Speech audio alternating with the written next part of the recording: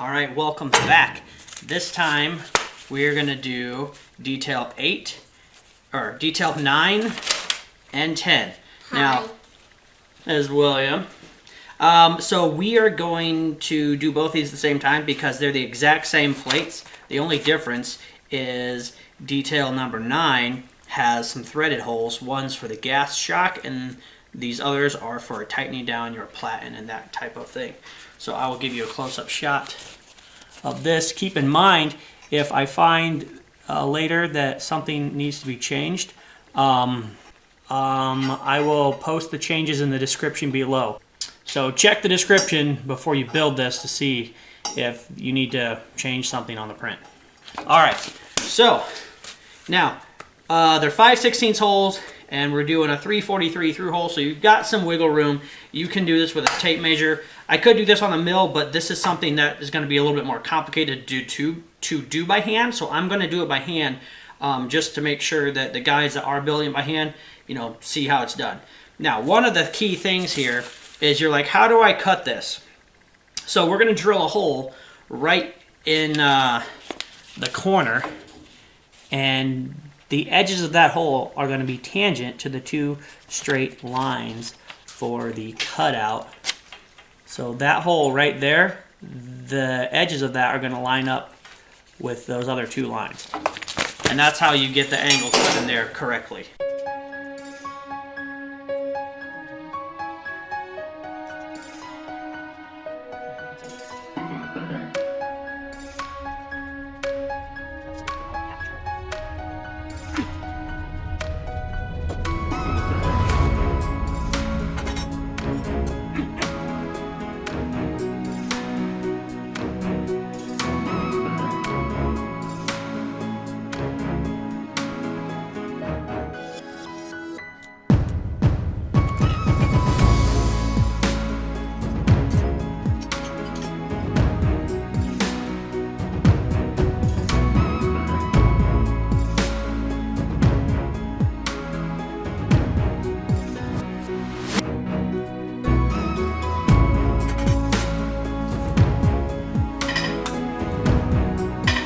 D1. Now, you're going to want to lay these holes out before you cut this out because you're going to be measuring down from this edge. So cut that out last.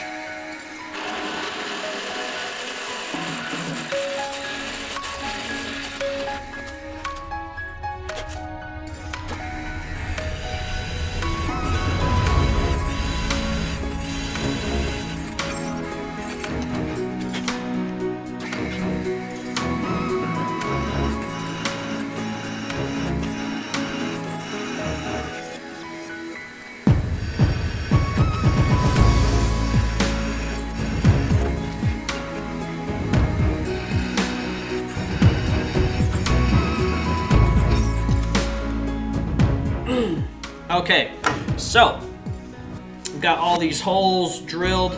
Now these 3 are going to be tapped, and that is going to be tapped, and this one is going to have to be bored out to 3/4 of an inch. When you're doing all this with a tape measure, your locations might not be exactly correct. You can just make the holes larger and use a washer, and then as you assemble it, you can adjust everything where it needs to be and then torque it down. So that's another strategy to compensate for tape measure, scribe, and a square manufacturing. But it can be done, and it can work extremely well, and that's what I hope to show you by the end of all of this. So now that I got all of these holes in for detail number 9, I don't want to do all that work again for detail number 10. So what we're going to do is we are going to lay this on top of that. We are going to line up the edges.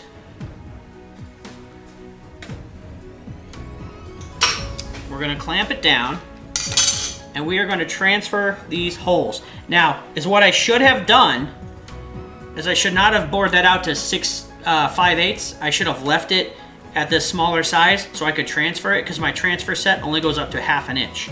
So I can totally transfer all of these. This one I'm going to have to scribe and try to hit because I don't have a transfer punch that's large enough. So that's a bummer. That's one of those hindsight things that now I know, and now you know.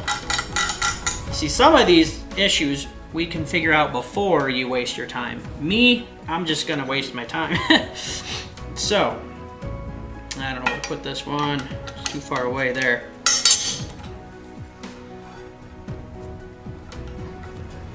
And it's important to clamp this down, because if you don't, every time you hit this with a hammer, it's gonna slightly move, and all of your holes are gonna be really far off.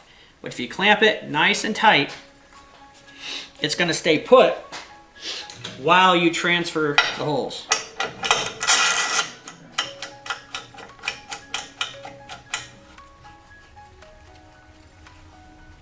That should be good. Let me go grab a transfer punch and we will get this knocked out. Yeah, so what I do, I take these transfer punches and I put them in the hole, and then I give them a smack, and it puts a indentation exactly in the same location, so I don't have to do any more measuring. I already did it once. So actually this hole doesn't need to be transferred, and these holes do not need to be transferred because you're only going to clamp down from one side. So I'm not even going to do that one. So this is the big one right here. Give it a hit. Now that hole's been transferred.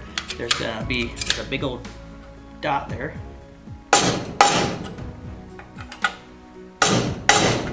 So now all the holes will be in the same spot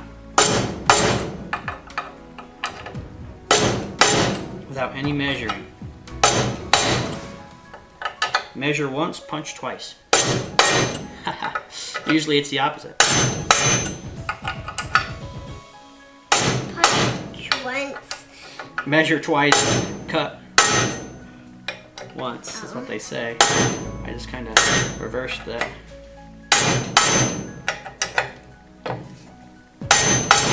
Okay, so let's double check, make sure we got them all before I unclamp it, because once I unclamp it, it's unclamped. You can't redo it? Alright, no going back.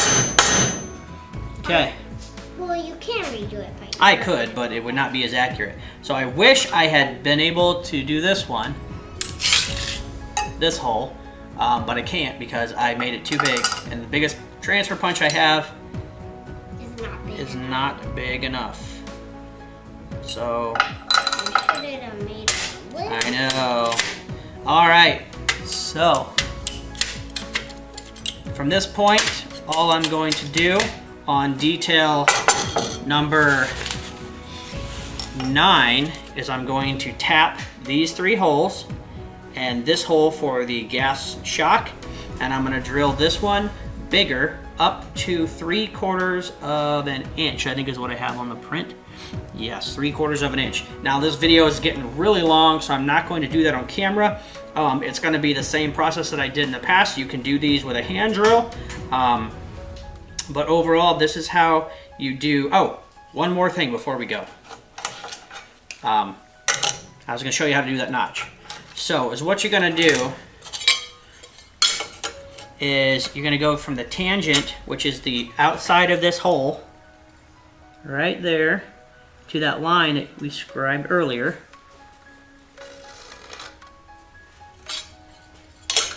And then you're going to go just to the bottom edge of that hole.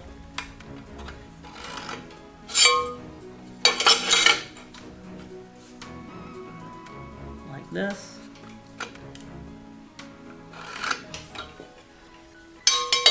Let's make that line a little darker so you guys can see it on camera.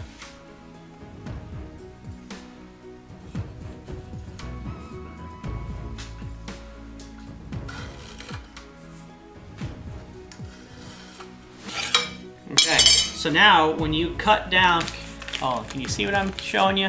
When you cut down this line and when you cut across this line, you have a radiused corner. So you don't have to drill the hole. It just helps you, you know, I like the nice radius corner, and you can do that without having any fancy tools. You just, you know, you go from this point, which is called out on the print, and this point, and you draw them to the edge of the circle, and then when you cut that, you can cut it with a sawzall, and then, you know, kind of finish it up, you know, with a file or however you want to do it. So, or you can leave it on if you don't want to cut this section out.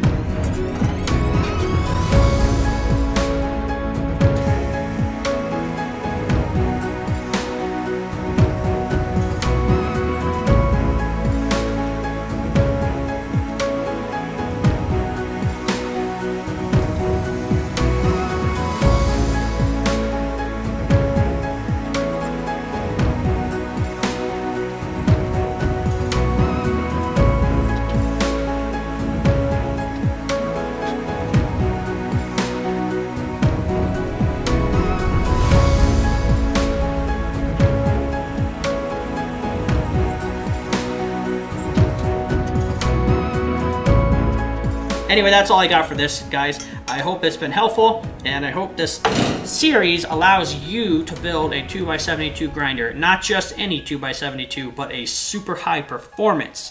Now, it does have some of the features stripped out because I don't want to make this too labor intensive, but it's going to be very high performance. It's going to be very rigid and very rock solid. Thank you for watching. Don't forget to like, subscribe, and share with a friend. And that's all we got for this time. I'll see you next time.